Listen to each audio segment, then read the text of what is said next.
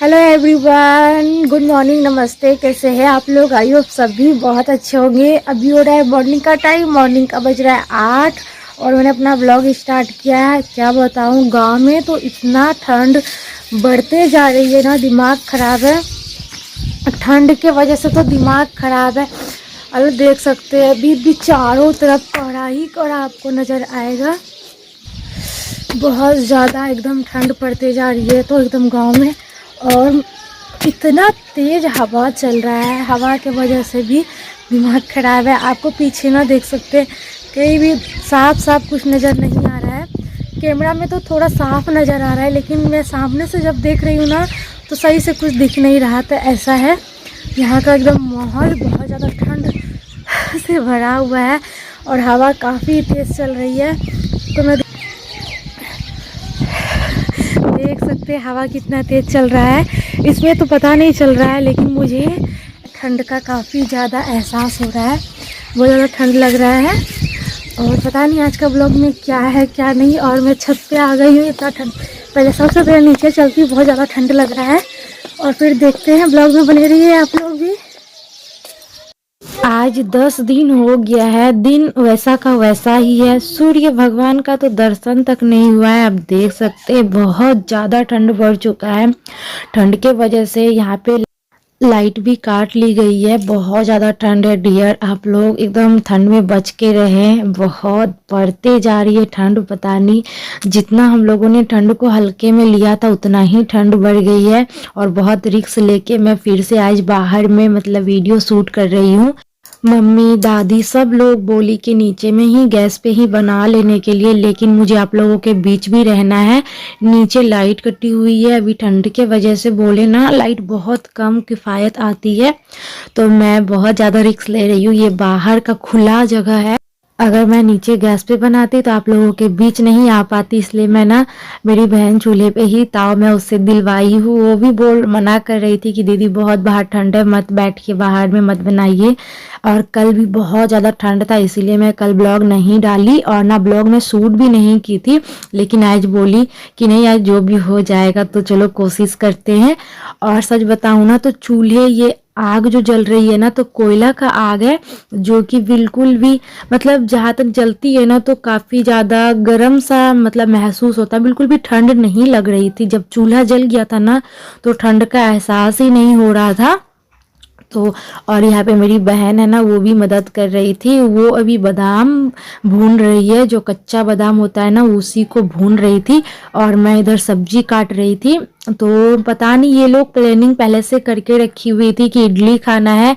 इतना ठंड में हाथ तो मतलब रजाई से निकलने का मन नहीं कर रहा था। अभी 8 बज रहा है सुबह का। आपको मैं माहौल भी दिखाई यहाँ का।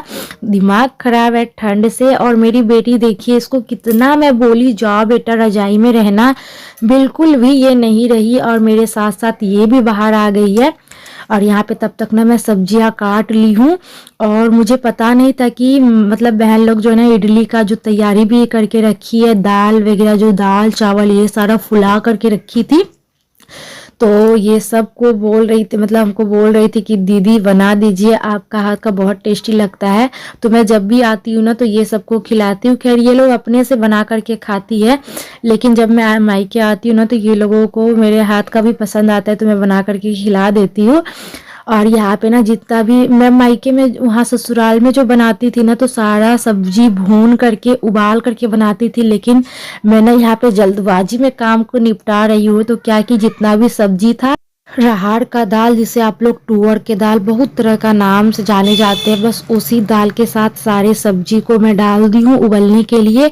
और इधर ना मैं चटनी की तैयारी कर लेती हूँ। तो चना भिगो कर नाइट में ही रख दी थी। सारा चीज़ यही लोग किया है, बस सामान मुझे जुटा करके दे दिया है बनाने के लिए। और आप देख सकते हैं यहाँ पे मैं ना चटनी के लिए कर लेती हूँ। सारा चीज़ मैं डाल दी हूँ अपने हिसाब से। और बहन चली गई नीचे मिक्सी में पीसने के लिए। और मैं तब तक इधर ना मेरा जो उबल चुका था, जो सब्जी मैं डाली थी ना वो उबल चुका है काफ़ी अच्छे से। तो अब सिर्फ इसमें मैं छौंक लगाऊंगी।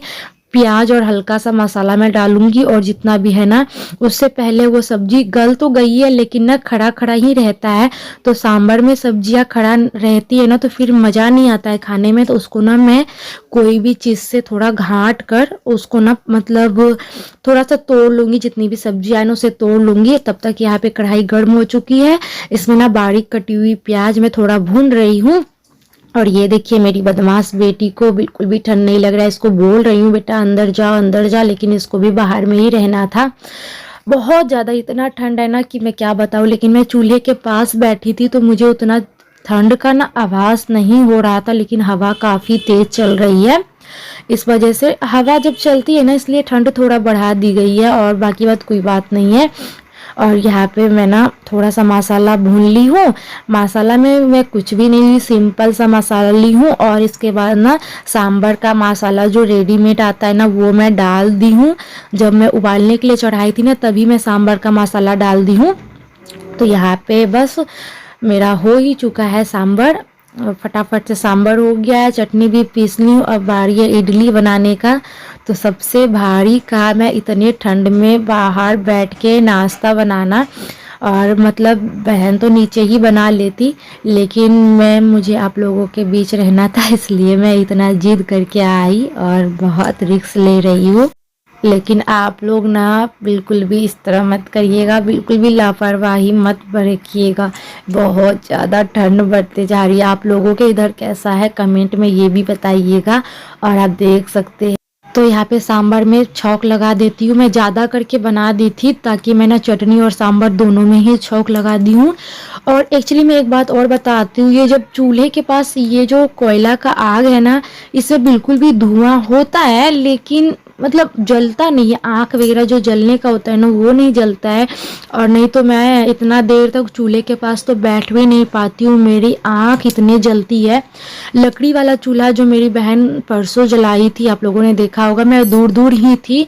लकड़ी वाला चूल्हा बहुत ज़्यादा आँख में लगती है, जो लकड़ियाँ जलती है ना तो वो आँख में बहुत ज़्यादा लगती है।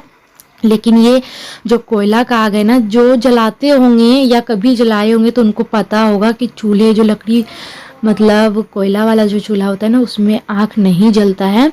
और बहुत ज़्यादा मतलब अच्छा भी लग रहा था। मैं बताई कि सबसे अच्छा लग रहा था ये कि गरम गरम सा फील हो रहा था। अगर मैं गैस में नीचे बनाती तो ऐसा फील मुझे नहीं होता।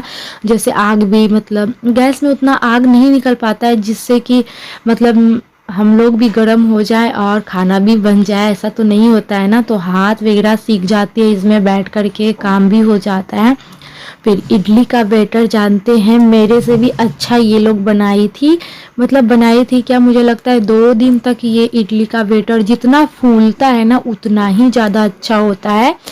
और इतना सुंदर मतलब हो गया था ना, जम के बहुत ऊपर तक आ गया था। मतलब बहुत अच्छा बैटर बन के तैयार था इडली का। इससे हम डोसा भी बना सकते हैं, लेकिन ना मैं इससे इडली ही बनाऊंगी, डोसा नहीं बनाऊंगी। तो फटाफट से मैं सारा इडली का जो बर्तन है ना उसमें इडली फिल कर देती हूँ।